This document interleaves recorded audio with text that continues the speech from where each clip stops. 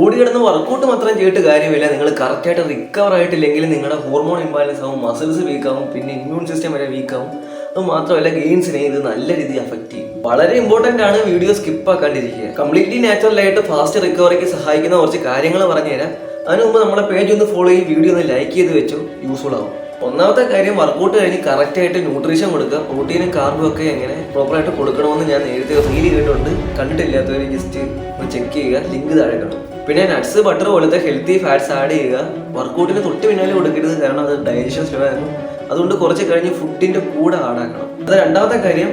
എനിക്ക് ഇച്ചിരി ടാസ്ക് ഉള്ള കാര്യമാണ് 7 to 9 ഹവേഴ്സ് സ്ലീപ്പ്. ഇത് വളരെ ഇമ്പോർട്ടൻ്റ് ആണ്, കാരണം ഓവറോൾ റിക്കവറി അതുപോലെ തന്നെ ഹോർമോൺ പ്രൊഡക്ഷനും ഒക്കെ നടക്കുന്ന ഈ സമയത്താണ്. മൂന്നാമത്, വർക്കൗട്ട് ചെയ്യുമ്പോഴും അതിന് മുമ്പും ശേഷമൊക്കെ ആവശ്യത്തിന് വെള്ളം കുടിക്കുക. കാരണം ഹൈഡ്രേറ്റഡ് ആയിരിക്കുന്നത് മസിൽ റിക്കവറിക്ക് അതുപോലെ തന്നെ ക്രാംസിനും ഒക്കെ നല്ലതാണ്. നാലാമത്തത്, മിക്കവാറുള്ളവർ ചെയ്യാൻ മടിക്കുന്ന സംഭവമാണ് വർക്കൗട്ടിന് മുമ്പും ശേഷവും പ്രോപ്പറായിട്ട് സ്ട്രെച്ച് ചെയ്യുക. അതുപോലെ തന്നെ കോൾഡ് ഷവറും ഐസ് ബാത്തും ഒക്കെ റിക്കവറിക്ക് നല്ലതാണ്. പിന്നെ റിക്കവറിക്ക് സഹായിക്കുന്ന കുറച്ച് സപ്ലിമെന്റ്സ് താഴെ ഞാൻ കമന്റ് ബോക്സിൽ